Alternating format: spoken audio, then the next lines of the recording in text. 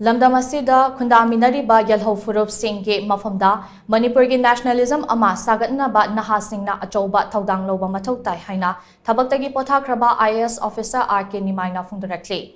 Wafam asing ngasi Manipur Press Club ta pangthokpa Manipur Youth League mayol gi English ngani subna kun mari dagi English ngani subna kun taruk fawbagi oina Executive Council khanbaga iroinana council asida thaupugadaba sing wasak lobgi thoramda mahakna phongdokhibani.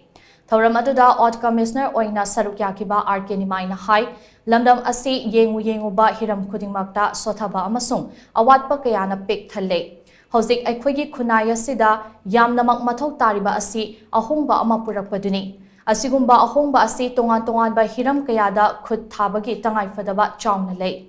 Masi pumnamak haugalakliba naha singgi khutta lei. Maru oina khunai asigi social, political amade environment ki lamda naha sing changsinduna awonba ama purakna ba thoudang louba chungkani Manipur ase kanglu furup naibagi achouba mami taba lamdam amane.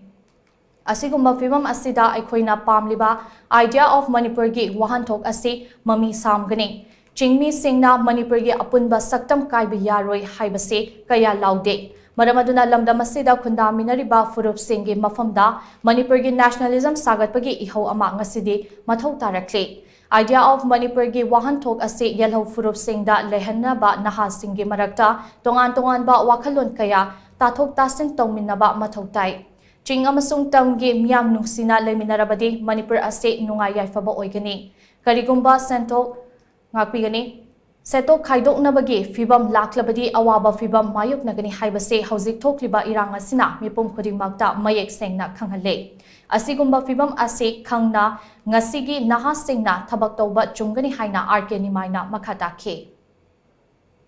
Hauzik Manipurda legacy akoigi ethnic polarization si yam phadan le.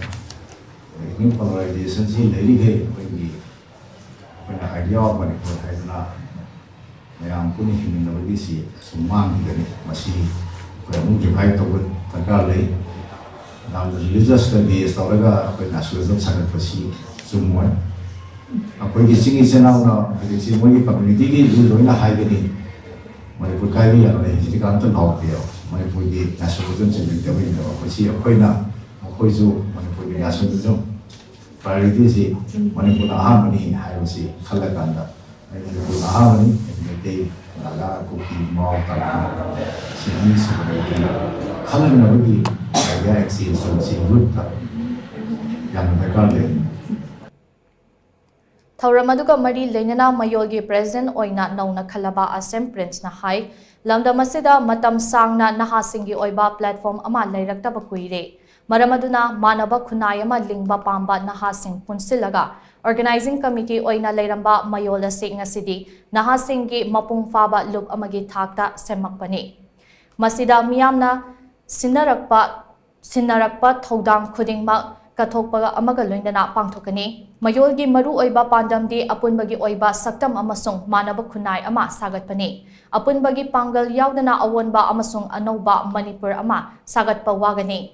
Masida apunbagi wakhal sagat loidaba machet makai tagadaba leirabadi mayoldagi adumak lapna lebiyu. Hauzik thokliba irang asigi warushin purakpada mayol naso angamba thoudang logani haina asem prince na makatana phongdokhe.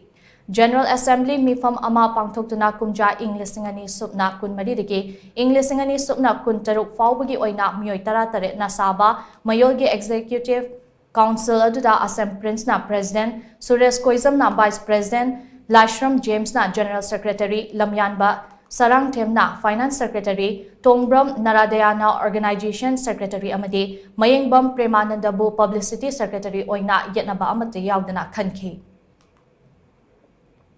Asigumla apunbagi wakhalonse sagadna loidaba taragadi haiba mayogi thomi amadi leiba GB member singa mayogi lakna ledi ko haibi wakhonse myam bugi aina haijage Mian suatu wakil pun le biar tanda ambil apun dari pangal sahaja bina dapat tarik lagi kira Manipur gi masih lagi situation asida aku musuh mai pangal tengah bangam loi amasuk Manipur gi masih lagi situation asida aku mian bu jingga tanda aku mian gi wajib adung batang tabak Theo Mama, Nakana, when you have the Tazade, Maramuna, upon the Pangal Sagamnasi, I go in see Toliva, Kangulita situation, a city, Warishinam Propada, Mayula, Chokotan Lowani, Loyana, to Haiba, Ladiba, I put it Kunai Siki, Babum Wina Lagataba, Patim Label Langaklon, Kunai Lomri Semidonado, Lingo Mamayolo Padani,